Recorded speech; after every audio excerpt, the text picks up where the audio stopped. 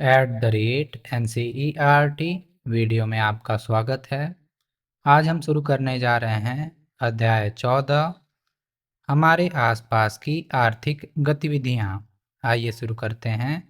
अध्याय 14 हमारे आसपास की आर्थिक गतिविधियाँ। आर्थिक गतिविधि से ही समृद्धि आती है। इसका अभाव भौतिक तनाव देता है। सार्थक आर्थिक गतिविधि का अभाव वर्तमान समृद्धि और भावी प्रगति में बाधक होता है। कौटिल्य अर्थशास्त्र। महत्वपूर्ण प्रश्न। 1. आर्थिक गतिविधियों को किस प्रकार वर्गीकृत किया जाता है? 2. विभिन्न आर्थिक गतिविधियों को क्षेत्रकों सेक्टरों में समूहबद्ध करने का क्या आधार है? 3. यह तीन क्षेत्रक सेक्टर आपस में किस प्रकार संबंधित हैं?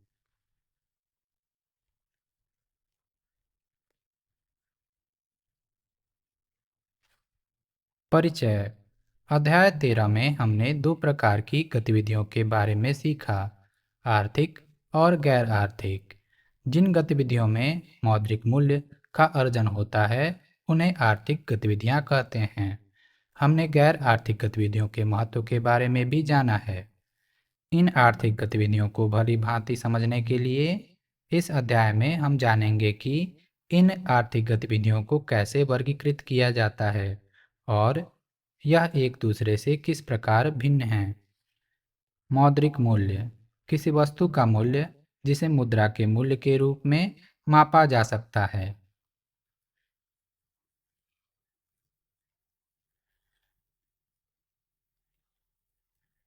बीते दशकों में आर्थिक गतिविधियों की संख्या तीव्र गति से बढ़ी है।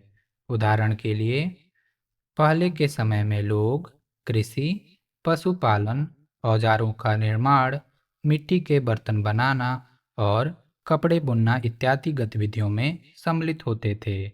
जैसे जैसे समाज में प्रगति हुई, उन आर्थिक गतिविधियों में भी वृद्धि हुई जिनके माध्यम से लोग अपनी आजीविका चलाते हैं। आज अनेक प्रकार की आर्थिक गतिविधियां हैं, जैसे कंप्यूटर, मोबाइल फोन और ड्रोन का निर्माण, बैंक, विद्यालय और होटल में कार्य करना, परिवहन के लिए विभिन्न प्रकार के वाहन चलाना, फर्नीचर तैयार करना, मशीन से कपड़े सिलना, सॉफ्टवेयर बनाना, रेफ्रिजरेटर और वॉशिंग मशीन की मरम्मत करना आदि।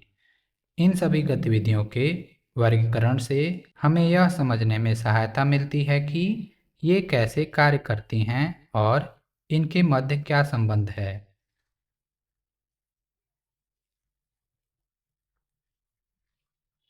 आर्थिक क्षेत्रकों में आर्थिक गतिविधियों का वर्गीकरण। कुछ आर्थिक गतिविधियों में समान विशेषताएं होती हैं और इनके आधार पर इन्हें एक समूह या व्यापक समूह में वर्गीकृत किया जा सकता है, जिन्हें आर्थिक क्षेत्रक कहते हैं। प्राथमिक, द्वितीयक और तृतीयक तीन प्रकार के मुख्य आर्थिक क्षेत्रक हैं। इन क्षेत्रकों की मुख्य गतिविधियों को पृष्ठ 197 पर दिए गए चित्रों में दिखाया गया है। आर्थिक क्षेत्रक व्यापक समूह जिनमें ऐसी विभिन्न गतिविधियां सम्मिलित होती हैं जिनसे एक राष्ट्र की आर्थिक समृद्धि में सहायता मिलती है। क प्राथमिक गतिविधियां। जिन आर्थिक गतिविधियों में लोग प्रत्यक्ष रूप से वस्तुओं के उत्पादन के लिए प्रकृति पर निर्भर रहते हैं, उन्हें प्राथमिक गतिविधियां या प्राथमिक क्षेत्रक की आर्थिक गतिविधियां कहते हैं।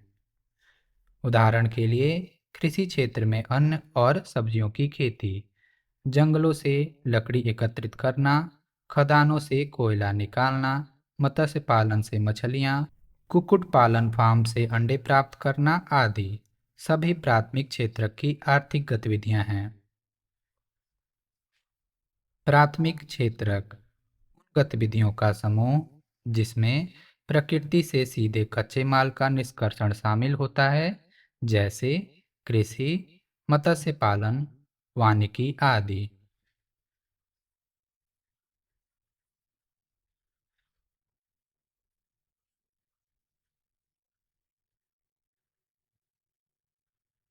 आर्थिक गतिविधियों में आर्थिक क्षेत्रकों का वर्गीकरण। प्राथमिक क्षेत्रक: कृषि, खनन, मछली पकड़ना, कुक्कुट पालन, वानिकी।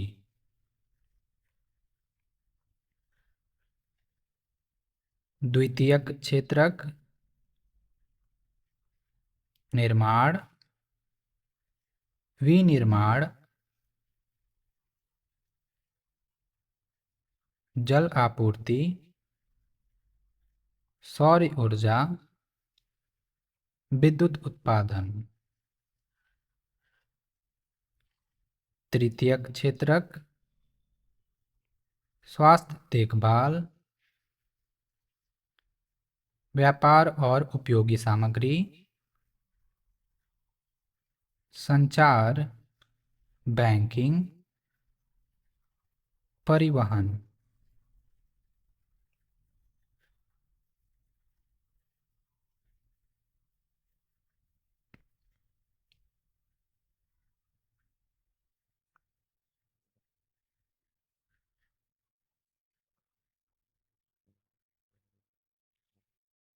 कृषि, खनन, मछली पकड़ना, पशुपालन, वानिकी इत्यादि कुछ मुख्य प्राथमिक गतिविधियां हैं। नीचे प्राथमिक क्षेत्रकों की विभिन्न प्रकार की गतिविधियां दी गई हैं। ग्रीन हाउस कृषि, खनन, मत्स्य पालन, मात्स्यिकी, वानिकी, पशुपालन। आइए विचार करें, क्या आप ऐसे प्राथमिक गतिविधियों के बारे में सोच सकते हैं जिन्हें आपने पहले देखा है? इन गतिविधियों में कौन से प्राकृतिक संसाधनों का प्रयोग हुआ है? इनमें से दो के नाम बताइए और अपने अनुभवों को सहपाठियों के साथ साझा कीजिए।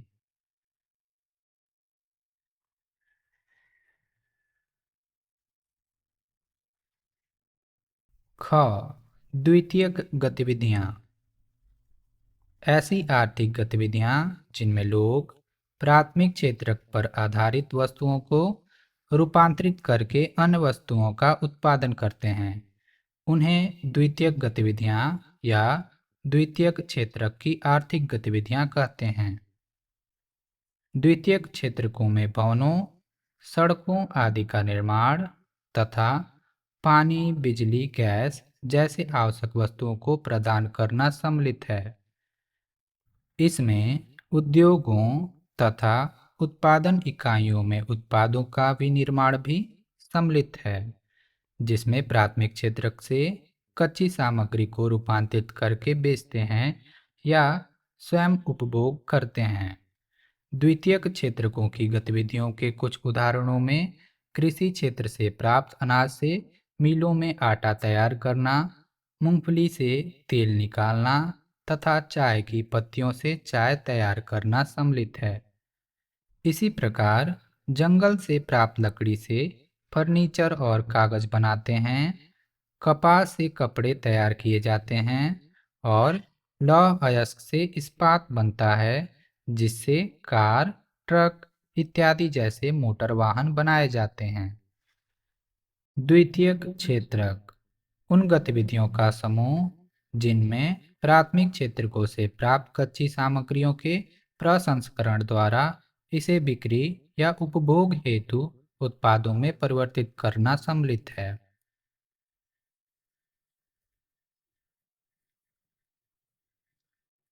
मोटर वाहन कारखाना, वस्त्र कारखाना,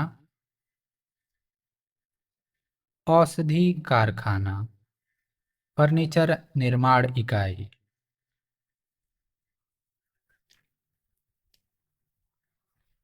ध्यान रखें, मोटर वाहन के प्रकार। भारत में 2022 के दौरान उत्पादित इकाइयों की संख्या: यात्री वाहन जैसे कारें 45 लाख, वाणिज्यिक वाहन जैसे ट्रक 10.3 लाख, तिपहिया वाहन 8.6 लाख, दोपहिया वाहन 2 करोड़। स्रोत society of Indian automobile manufacturers. आप दिए गए वेबसाइट पर जाकर इसे देख सकते हैं।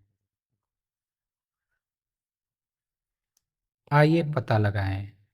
हमने द्वितीयक क्षेत्रकों की गतिविधियों के कुछ उदाहरण देखे हैं।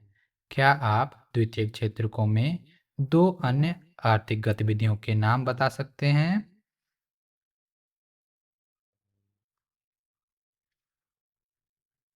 वे सभी आर्थिक गतिविधियां जो प्राथमिक और द्वितीयक गतिविधियों में सम्मिलित लोगों को सहायता प्रदान करती हैं, उन्हें तृतीयक गतिविधियां या तृतीयक क्षेत्र की आर्थिक गतिविधियां कहते हैं।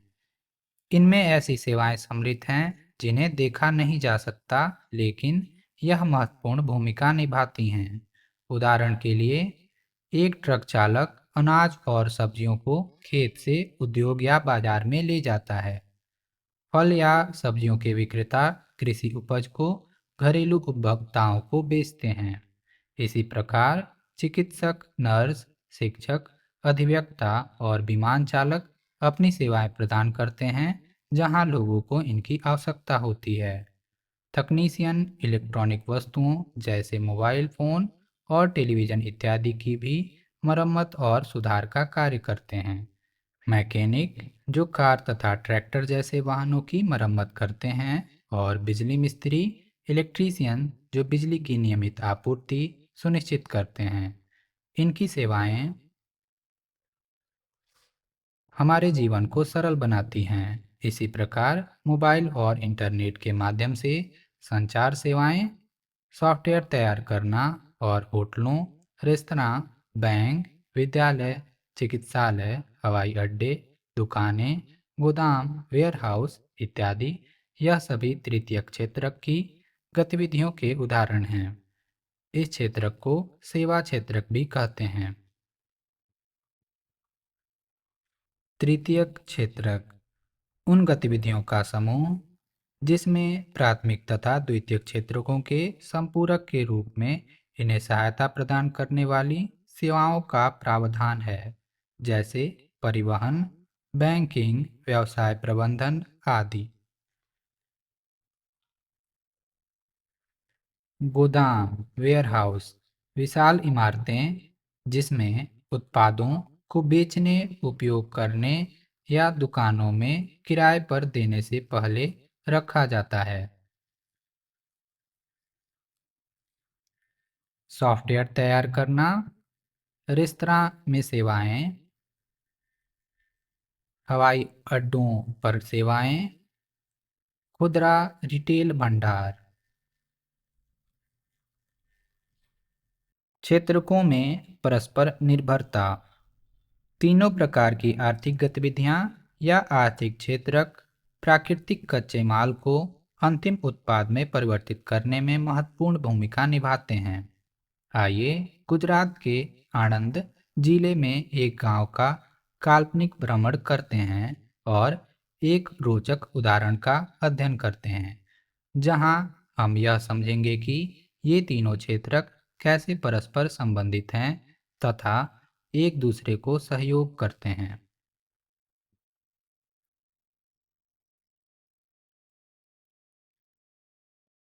डेयरी सहकारिता। खेत से थाली तक। इन दिनों गुजरात के किसान प्रातःकाल दूध की बाल्टियां टकराते और अपने सबसे अच्छे मित्रों गायों या भैंसों की खुशी में रमाने की आवाज़ सुनते हैं। किसानों और उनके परिवारों के जीवन में गायों का एक विशेष स्थान है। किसान गायों का दूध दूहते हैं और अपने आसपास की डेयरी में बेचते हैं।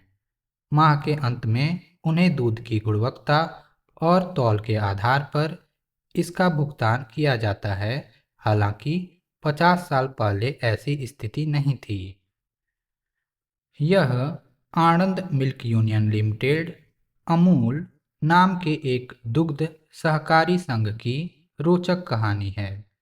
1940 के आरंभ में आणंद जिले के किसान अपना दूध आसपास के गांवों में बेचते थे। वे चिलचिलाती गर्मी में दूध बेचने के लिए नज़दीक के गांव तक साइकिल से या पैदल जाया करते थे। आप जानते हैं कि बहुत गर्म मौसम में दूध जल्दी खराब हो जाता है या फट जाता है। किसानों को दूध खराब होने से पहले जल्द से जल्द बेचना पड़ता था।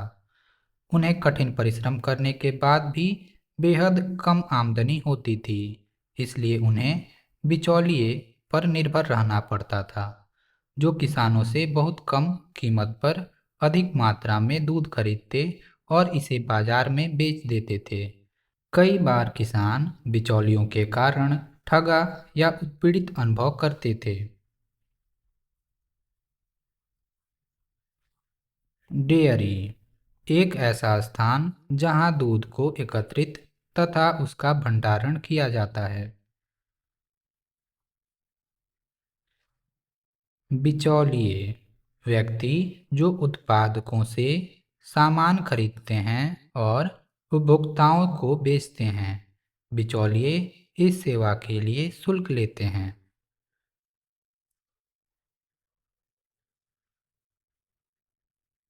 वर्गीज कुरियन बाएं तथा त्रिभुवनदास पटेल दाएं।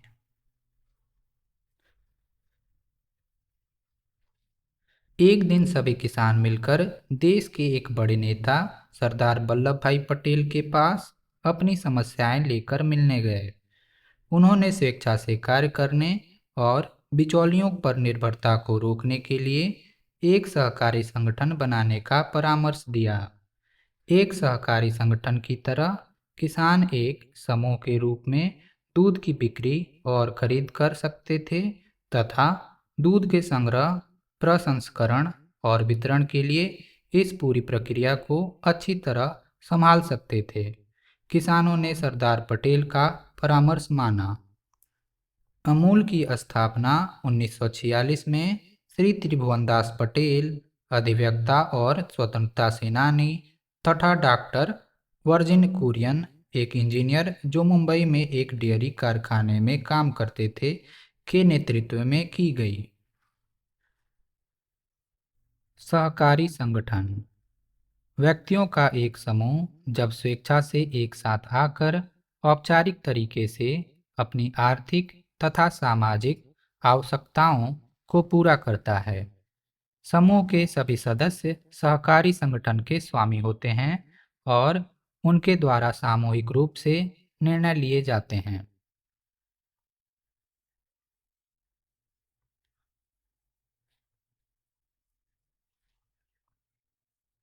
इस प्रयास ने किसानों, विशेषकर महिलाओं को एकजुट किया तथा दूध के उत्पादन और बिक्री पर उनका नियंत्रण बढ़ा।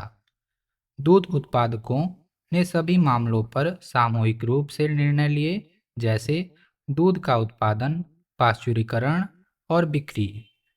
इन कार्यों को सभी ने आपस में साझा किया, जिसके कारण इन सभी की आमदनी बढ़ी।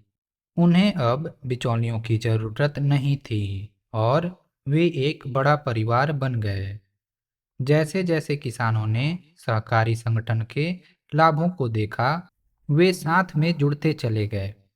जब दूध की मात्रा अधिक हो गई, तब किसानों ने इससे अन्य उत्पाद भी बनाने का निर्णय लिया। उन्होंने आणंद में एक दूध प्रसंस्करण कारखाना स्थापित किया तथा मक्खन और दूध का पाउडर बनाना आरंभ किया। पाश्चुरीकरण ऐसी प्रक्रिया जिसमें दूध को एक निश्चित तापमान तक गर्म किया जाता है ताकि इसके हानिकारक बैक्टीरिया को नष्ट करके इसे संरक्षित किया जा सके। कारखाना भवन या भवनों का समूह जहां वस्तुओं का निर्माण किया जाता है या विभिन्न घटकों को एक साथ मिलाकर अंतिम उत्पाद तैयार किया जाता है। वर्तमान में इस सहकारी संगठन के पास अनेक दुग्ध प्रसंस्करण संयंत्र और कारखाने हैं जो भारत के सभी भागों में अनेक प्रकार के उत्पाद तैयार करते हैं। इसके बाद इन उत्पादों का विपणन किया जाता है और पूरे देश की छोटी और बड़ी खुदरा दुकानों में इनकी बिक्री होती है। वास्तव में ये विश्व के अनेक देशों में अपने उत्पादों का निर्यात भी करते हैं। है ना आश्चर्य की बात? क्या आप इनमें से कुछ का नाम बता सकते हैं? इस रोचक कहानी में इस सहकारी संगठन के किसान अपनी गायों को दूध बेचने के लिए दूहते हैं। इस प्रकार की आर्थिक गतिविधि को प्राथमिक क्षेत्र की आर्थिक गतिविधि कहते हैं, क्योंकि दुग्ध उत्पादन एक प्राकृतिक स्रोत गाय या मवेशी से प्रत्यक्ष रूप से प्राप्त किया जाता है। इसके बाद दूध को प्रसंस्कृत किया जाता है और कारखानों में इसे एक रूप, तरल से अन्य खाद्य रूपों जैसे दूध का पाउडर, घी, पनीर, मक्खन और अनेक अन्य रूपों में परिवर्तित किया जाता है। इन आर्थिक गतिविधियों को द्वितीयक क्षेत्र की आर्थिक गतिविधियां कहते हैं।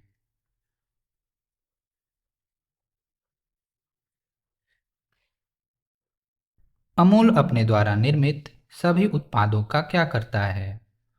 यह इन्हें विभिन्न स्थानों पर बेचता है। अमूल अपने उत्पादों को बिक्री के लिए एक स्थान से दूसरे स्थान तक ले जाने हेतु ट्रकों व लारियों, रेल, वायुयान एवं परिवहन का प्रयोग करता है। इसके द्वारा खुदरा भंडारों की स्थापना की जाती है, जिससे गुजरात एवं भारत के अन्य राज्यों के कस्बों, नगरों और गांवों की दुकानों में दूध तथा दूध के उत्पादों की आपूर्ति की जाती है। यहाँ परिवहन, विपणन और खुदरा फुटकर विक्रेता तृतीयक गतिविधि में सम्मिलित हैं।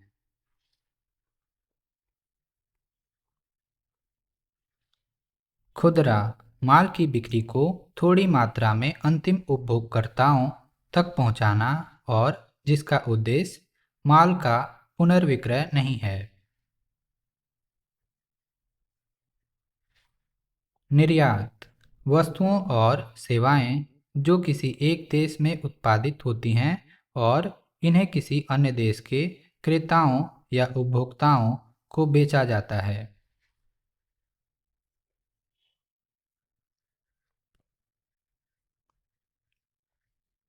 ध्यान रखें, अमूल के समान कर्नाटक से नंदिनी, दिल्ली राष्ट्रीय राजधानी क्षेत्र से मदर डेयरी, तमिलनाडु से आवीन, आंध्र प्रदेश से विजया, नागालैंड से केवी, बिहार से सुधा, पंजाब से वरका आदि नाम से अन्य अनेक सहकारी दुग्ध संगठन हैं।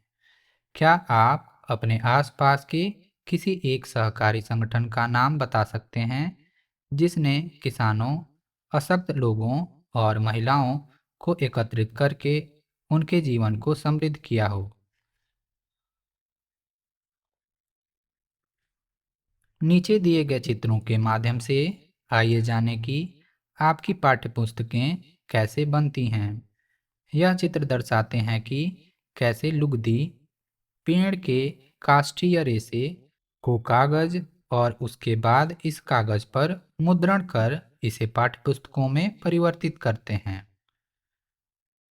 यहाँ पर चित्र में देख सकते हैं कि कैसे पेड़ को काटा जा रहा है, फिर उसे एक जगह से दूसरे जगह ले जाया जा रहा है, फिर उसे कारखाने में ले जाया जा रहा है, कारखाने में उसे कागज और किताबें बनाई जा रही हैं।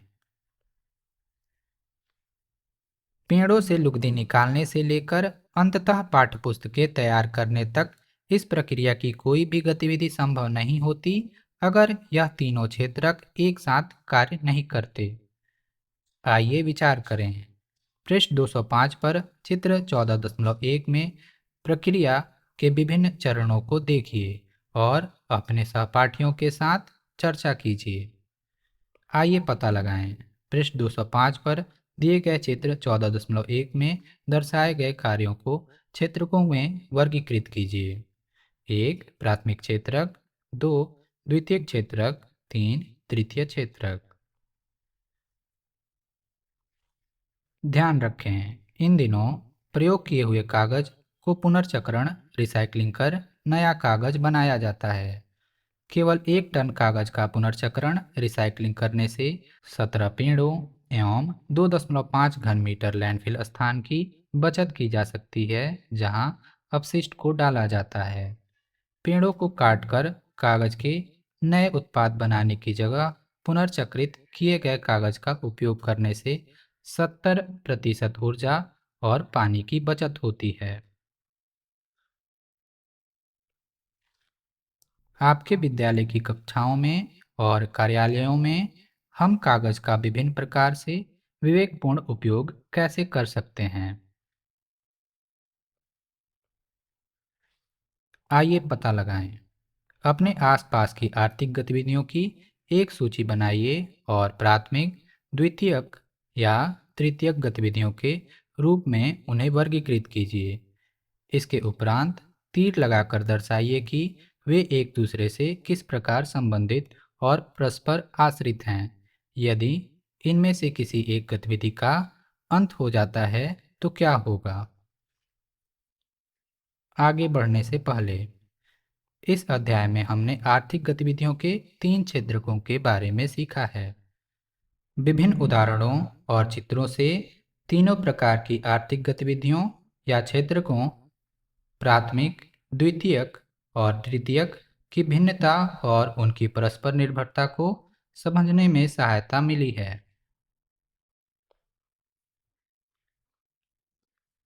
प्रश्न, क्रियाकलाप और परियोजनाएं। एक, प्राथमिक क्षेत्रक क्या हैं? यह द्वितीयक क्षेत्रक से किस प्रकार भिन्न है? 2 उदाहरण दीजिए। 2, द्वितीयक क्षेत्रक किस प्रकार से तृतीयक क्षेत्रक पर निर्भर हैं?